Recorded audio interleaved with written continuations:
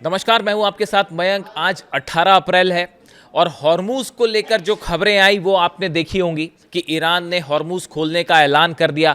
क्या आपके मन में ये सवाल है कि ईरान ने हॉर्मूज क्यों खोला? मैं इसका जवाब देने की कोशिश करूंगा। अब ईरान के यूरेनियम का क्या होगा, इसका जवाब देने की कोशिश करूंगा। देखिए, तमाम तरह के दावे हो रहे हैं सोशल मीडिया में और अमेरिकन मैगजीन्स में और न्यूज़ साइट्स में कि अब जल्द अमेरिका और ईरान के बीच कोई डील हो सकती है।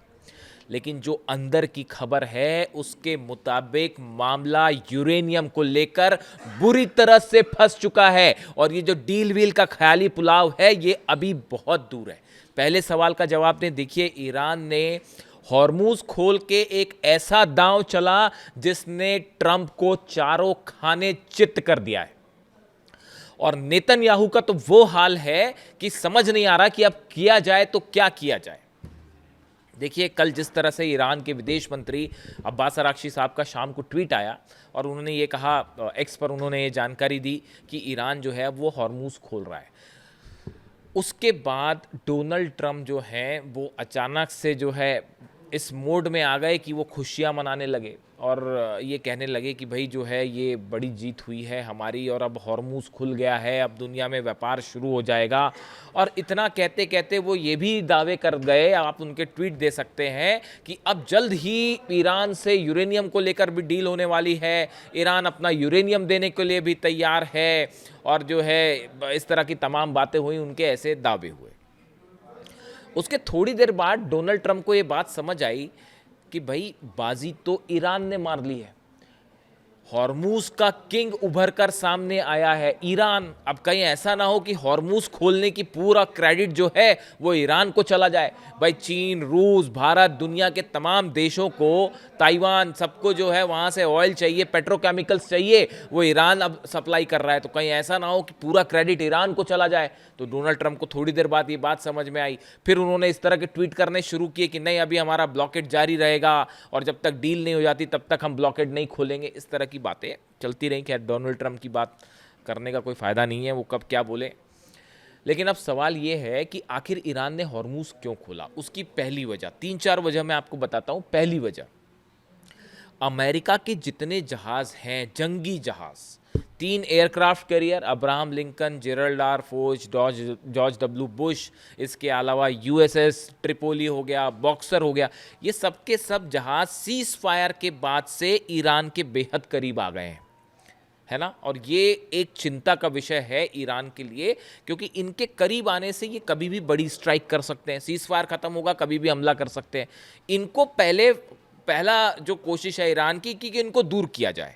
तो जब ईरान ने अगर ब्लॉकेड खोल दिया तो अब स्वाभाविक सी बात है कि पूरी दुनिया का दबाव अमेरिका पे है कि अब आप भी ब्लॉकेड खोलिए, ये जो जहाज आपने खड़े कर रखे हैं इनको पीछे भेजिए। अमेरिका अब इसके लिए मजबूर होगा।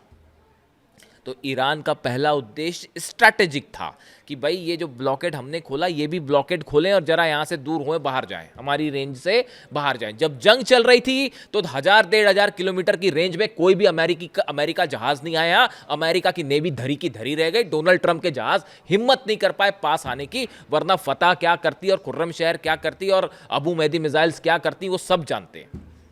एक एक करके सारे जहाज तबाह होते अमेरिका के। तो अब हालात ये है कि अब करीब आ गए, लेकिन सीज फायर हुआ तो करीब आ गए, इनको दूर भगाना था। बात नंबर 1। बात नंबर 2, देखिए लेबनान में सीज फायर हुआ। लेबनान में सीज फायर के बाद ईरान ने अपनी इस बात पर कायम रह के कि भाई हम हॉर्मूज खोल रहे हैं, पूरा इंटरनेशनल एक सपोर्ट हासिल किया है। आज आप देखें, हकीकत यह है कि इजराइल और ट्रंप, इनको इनके साथ दुनिया का कोई देश नहीं खड़ा। अब तो खबर है कि मोहम्मद बिन सलमान भी जो है वो भी, उन्होंने भी जो है कह दिया अमेरिका को कि अब इजराइल को बंद करवाइए, बहुत हुए हमले और ये जो है अब इनके लेबनान पर सीज फायर करवाइए। तब प्रेशर डाला उन्होंने, तब शायद जाके ये सीज फायर हुआ। तो देखिए, इंटरनेशनल एक्सेप्टेंस मिली है ईरान को बहुत बड़ी। आज दुनिया के तमाम देश इस बात को लेकर ईरान के शुक्रगुजार हैं कि उसने जो है स्ट्रेट ऑफ हॉर्मूज कमर्शियल जहाज़ों के लिए खोल दिया है। ये दूसरी बड़ी वजह। तीसरी बड़ी वजह, चीन के पास, चीन से बड़ा बिजनेस होता है ईरान का। रोज 14 से 15 लाख बैरल ऑयल्स जो है वो सप्लाई होता है, वो प्रभावित हो रहा था। चीन के जहाज निकल रहे थे लेकिन उतनी संख्या में नहीं निकल रहे थे जितने निकलने चाहिए। तो ईरान, चीन भी ये चाह रहा था कि किसी तरह से ये स्ट्रेट ऑफ हॉर्मुज जल्दी से खुले ताकि एनर्जी सप्लाई में बाधा ना बने। चूंकि चीन बड़ा एलाई है ईरान का, वो मैं अलग से बात करूंगा। जो कार्गो पहुंच रहे हैं तेहरान में, ये आपको लग सकता है, देखिए आप तमाम वेबसाइट्स देखिए, तमाम इस तरह के व्यूज आ रहे हैं भारत के मीडिया में भी, बाहर में भी, कि जल्दी से जो है वो एक कोई सीज फायर का प्लान होने वाला है, कोई डील होने वाली है। हकीकत सुनिए जनाब, धड़ाधड़ कार्गो प्लेन से मिसाइल्स पहुंच रही हैं चाइना की तेहरान। देखिएगा, पता करिए जरा वो कार्गो प्लेन में क्या आ रहा है चीन से, और लंबी और बड़ी जंग की तैयारी में है ईरान। तीसरी वजह मैंने आपको ये बता दी। अब देखिए चौथी बड़ी वजह ये है, रूस की तरफ से जो प्रस्ताव आया सामने कि हम ईरान का यूरेनियम रखने को तैयार हैं, अगर इस बात के लिए सहमति होती है। क्या अमेरिका इस बात के लिए तैयार होगा? देखिए असल में यूरेनियम को लेकर बात फंसी हुई है। कल डोनाल्ड ट्रंप ने एक के बाद एक 7 दावे किए। उन्होंने पहला दावा कर दिया कि ईरान जो है अपना यूरेनियम अमेरिका को सौंपने को तैयार है। ईरान ने, गलीबाफ साहब ने, संसद के अध्यक्ष हैं, उन्होंने सिरे से इस बात को खारिज कर दिया है। ईरान अपना यूरेनियम विदेश नहीं भेजेगा, किसी के पास नहीं भेजेगा। साफ बयान आया उनका कि डोनाल्ड ट्रंप ये बात झूठ बोल रहे हैं। दूसरा डोनाल्ड ट्रंप का दावा था कि अब जो है हॉर्मूज हमेशा के लिए जो है वो खुल चुका है, लेकिन वो ये भी कह रहे हैं कि हमारी जो नाकाबंदी जारी रहेगी। ईरान ने कह दिया, देखिए अगर आपका ब्लॉकेड जारी रहा, आपने अपने जहाज़ पीछे नहीं किए, तो हम हॉर्मूज को फिर बंद कर देंगे। अरे हॉर्मूज का इलाका जो है वो ईरान का है, वो जब चाहे उसको लॉक कर सकता है, जब चाहे उसको खोल सकता है। ईरान, अमेरिका के जहाज़ तो बाहर से आए हैं, तो ईरान की तरफ से बात साबित कर दी गई कि साहब ऐसा है कि अगर आपने अपने ये शिप्स नहीं हटाए तो हम फिर से बंद कर देंगे। यानी परमानेंटली हॉर्मूज खुला है, ऐसा बिल्कुल नहीं है। अगली आप बात देखिए, अमेरिका की तरफ से ये बातें सामने आ रही हैं। आप देखिए सोर्स क्या है, खबरों का सोर्स अमेरिकन मैगजीन्स हैं। इजराइल के कुछ तरफ से इस तरह के दावे हो रहे हैं कि अब जल्दी जो है वो एक बड़ा समझौता हो सकता है ईरान के यूरेनियम को लेकर। ईरान कह रहा है यूरेनियम को लेकर तो अभी कोई बात ही नहीं हुई, तो समझौता कैसे होगा? और बड़े ख्याली पुलाव, मैं तो बड़ा हैरान हो जाता हूँ जब कई मैं मीडिया चैनल्स देखता हूँ, वो इतनी ज़्यादा प्लानिंग कर लेते हैं। ऐसा लगता है कि आसिम मुनीर ने जो है वो कुछ ऐलान कर दिया बड़ा। आसिम मुनीर से क्या डील करेंगे भाई ईरान, जब तक आप आमने सामने नहीं बैठेंगे और बात नहीं होगी। अगर ईरान को यूरेनियम सौंपना होता तो फिर पहले ही सौंप देता। जंग की क्या जरूरत थी? अली खामेनी साहब के असैसिनेशन की क्या जरूरत थी? फिर ईरान पहले ही सौंप चुका होता उसको। आप खुद सोचिए इस बात को। अली खामेनी साहब पर हमला क्यों हुआ? इसीलिए हुआ ना कि ईरान झुकने को तैयार नहीं था, और अमेरिका ये जानता था इस बात को कि जब तक अली खामेनी साहब है तब तक दुनिया की कोई ताकत ईरान से कोई शर्त नहीं मनवा सकती। तो अब ईरान उन शर्तों को क्यों मान लेगा? समझिए इस बात को। दूसरी बात, कई जगह जो है इस तरह की खबरें कि जल्दी कोई न्यूक्लियर डील होने वाली है। ईरान ने सिरे से इसको खारिज कर दिया है कि अभी ऐसे किसी न्यूक्लियर मुद्दे पर कोई बातचीत हुई नहीं है। देखिए ये बड़ी 5-6 वजह हैं। और एक बड़ी ज़बरदस्त खबर चल रही है कि साहब जो है यूरेनियम के बदले $20 बिलियन जो एसेट्स हैं वो रिलीज कर दिए जाएंगे ईरान के। इस तरह की खबर है कि जो $20 बिलियन अलग अलग फ्रीज है वो पैसा ईरान का ही है। अमेरिका ये कह रहा है कि इस तरह की खबरें चल रही हैं। हालांकि इसका तो खंडन डोनाल्ड ट्रंप ने खुद ही कर दिया कि हम कोई पैसा नहीं दे रहे, लेकिन कई मैगजीन्स ये दावा कर रही हैं कि भाई जो है $20 बिलियन ईरान के छोड़ दिए जाएंगे, बदले में वो अपना यूरेनियम दे दे। इसको सिरे से खारिज कर दिया ईरान ने कि ऐसा बिल्कुल कुछ नहीं है। ईरान को पैसे दे के उससे डील कराना, इस तरह की बातों का मतलब है कि अब तक अमेरिका इस बात को नहीं समझ पाया कि ईरान का डीएनए क्या है, ईरान का नेचर क्या है। जिस कौम की खून में इमाम हुसैन वाला शौर्य हो, इमाम हुसैन वाली बहादुरी हो, इमाम हुसैन वाली हिम्मत हो, उनको ऐसे पैसे वैसे के ऑफ़र नहीं दिए जाते। ये बात समझना चाहिए अमेरिका को। जिस दिन समझ आ जाएगी उस दिन शायद कोई डील हो पाए। ईरान ना कभी झुका है, करबला में भी नहीं झुका था, अब भी नहीं झुकेगा। समझ जाइए, बात को समझना ज़रूरी है। देखिए, इसके अलावा आप देखिए एक बड़ी जो इम्पोर्टेंट बात है वो ये कि इस स्ट्रेट ऑफ हॉर्मूज से बड़ा सारा ऐसा मटेरियल सप्लाई होता है जो कि सेमीकंडक्टर्स बनाने में काम आता है। जो ताइवान और चीन में सेमीकंडक्टर्स बनते हैं, वो सेमीकंडक्टर्स जिससे मिसाइलों के चिप चलते हैं, जिससे अलग अलग थार्ड और पेट्रियट के चिप चलते हैं, जो एयरप्लेन्स में इस्तेमाल होते हैं, मल्टीनेशनल फर्म्स में, कंप्यूटर्स में इस्तेमाल होते हैं, उन चिप्स को बनाने में सल्फ्यूरिक एसिड चाहिए होता है। वो सल्फ्यूरिक एसिड जो बाय प्रोडक्ट होता है केमिकल्स का, जो कि सप्लाई होते हैं स्ट्रेट ऑफ हॉर्मूज से।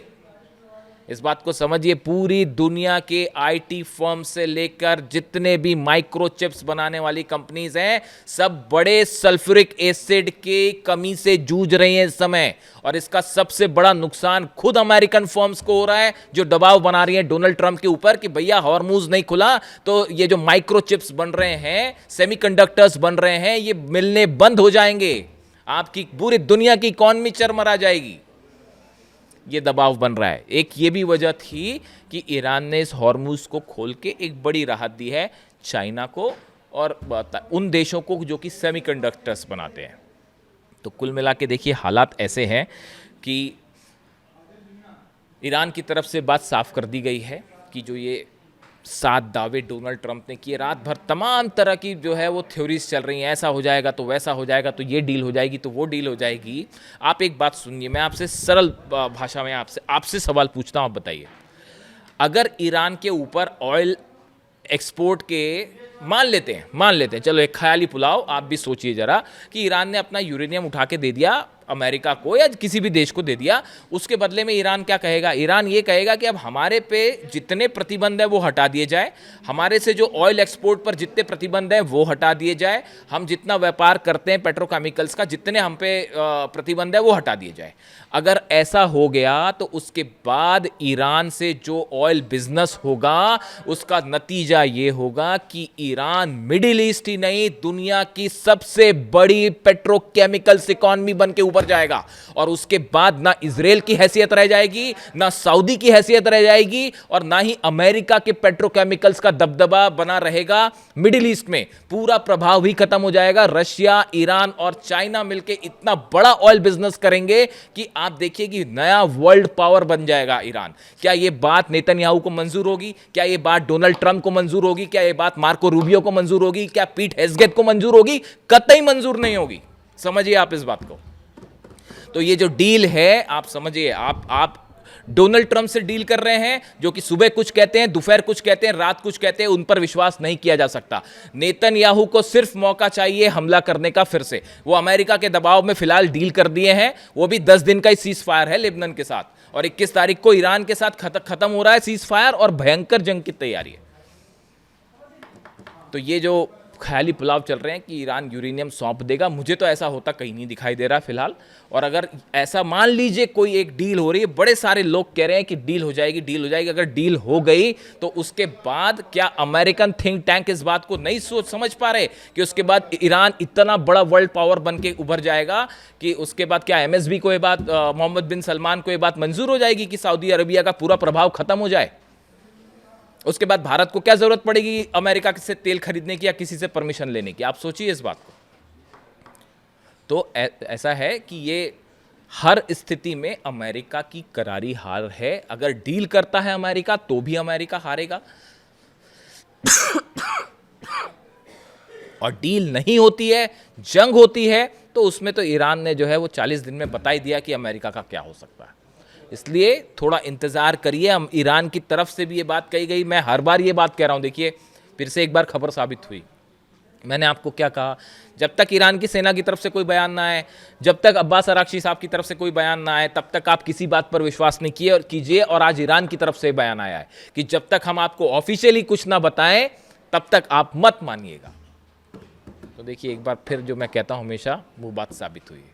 तो बहुत कुछ ऐसा है जो पर्दे के सामने कुछ और है और पर्दे के पीछे कुछ और है। और 21 और 22 तारीख के लिए ईरान पूरी तरह से बड़ी जंग की तैयारी में है, क्योंकि कब कहाँ क्या धोखा हो जाए कोई नहीं जानता। इससे जुड़ा जो भी अपडेट होगा वो आप तक पहुँचाऊँगा। आप कमेंट करके खुद बताइए कि ईरान को अब आगे क्या करना चाहिए, क्या यूरेनियम को लेकर किसी तरह की बातचीत करनी चाहिए या नहीं करनी चाहिए। Thank you so much.